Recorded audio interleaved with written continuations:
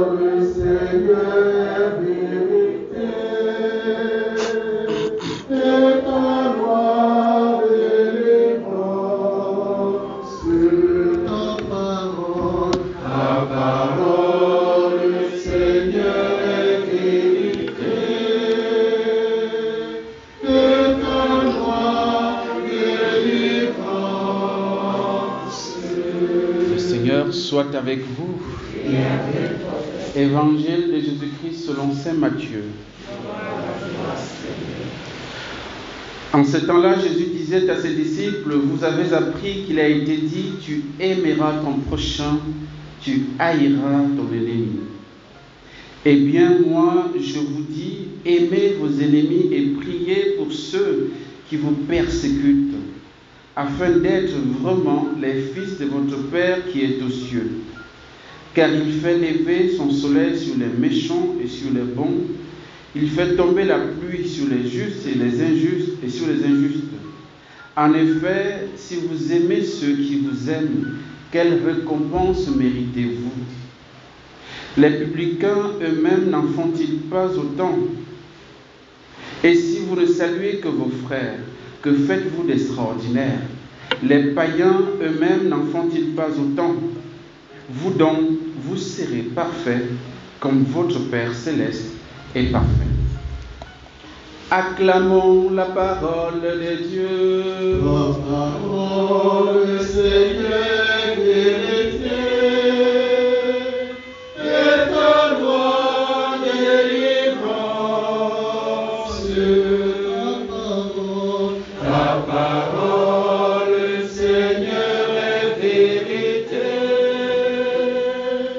et ta loi délivrance.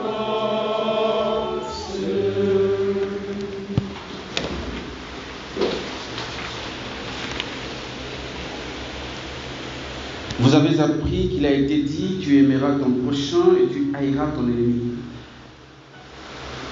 C'est pas textuellement comme ça qu'il est trouvé dans le Premier Testament.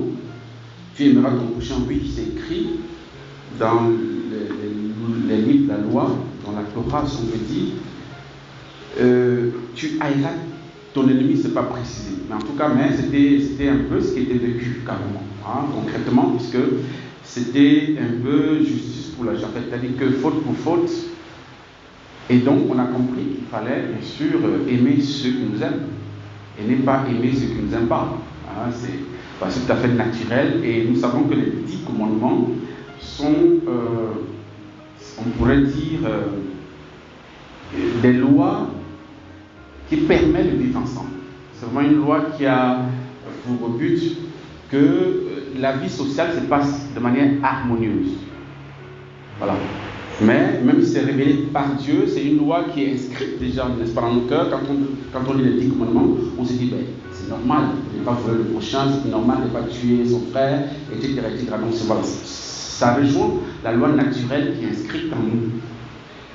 Et le Seigneur aujourd'hui veut nous inviter à être semblables au Père. Autrement dit, à notre Père. Il faudrait que nous montrons par notre vie, par notre manière de faire, de vivre, que nous appartenons à un autre. Que nous ne sommes pas comme les communs du mortel. Parce que, voilà, on ne doit pas faire les choses de manière horizontale comme tout le monde. Nous avons une origine divine en tant que chrétiens de par le baptême, et donc nous devons nous comporter en conséquence, évidemment. Et aujourd'hui, il pointe nos ennemis.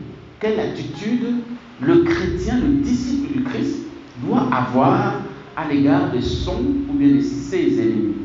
Parce qu'il y en a certains qui en ont beaucoup, hein, il y a certains qui ont beaucoup d'ennemis.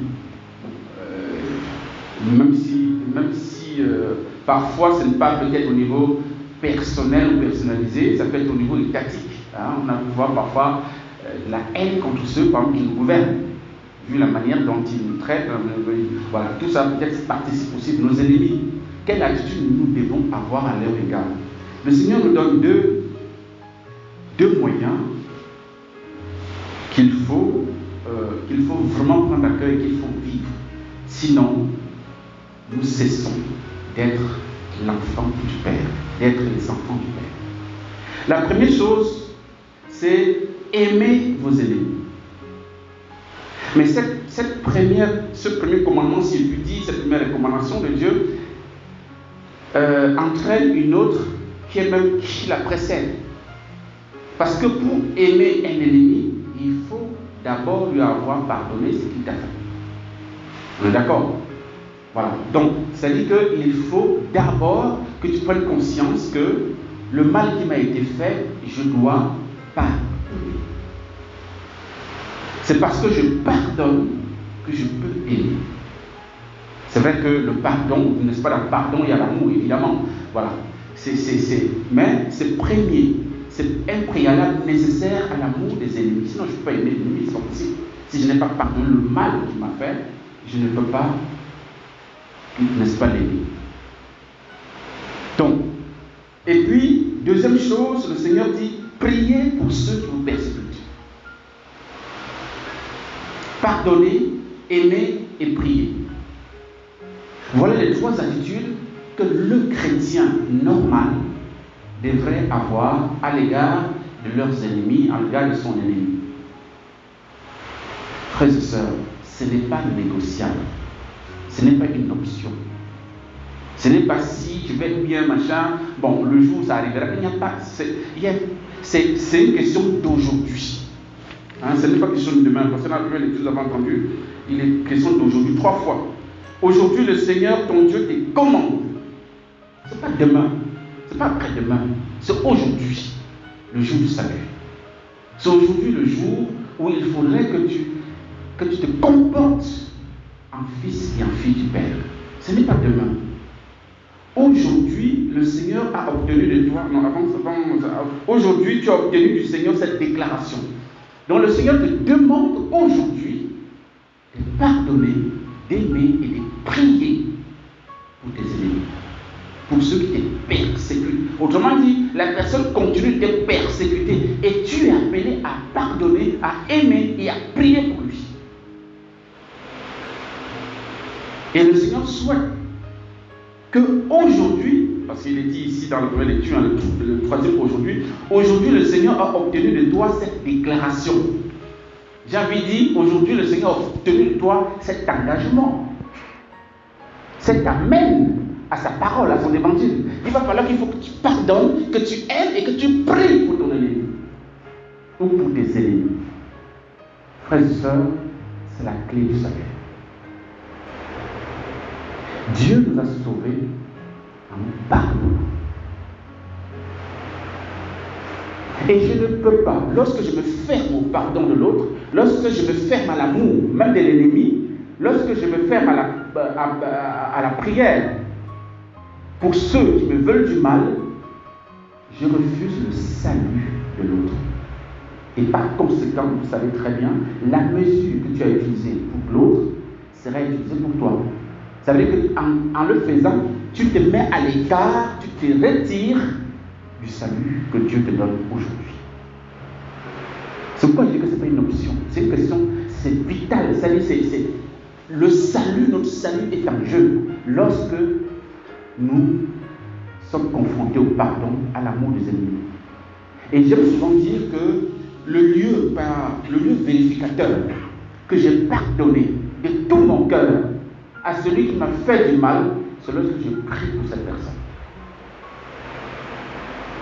Et je voudrais ajouter, prier pour la personne ne signifie pas, parce que prier pour sa conversion, c'est pas dit, pas dit qu'il faut prier pour sa conversion.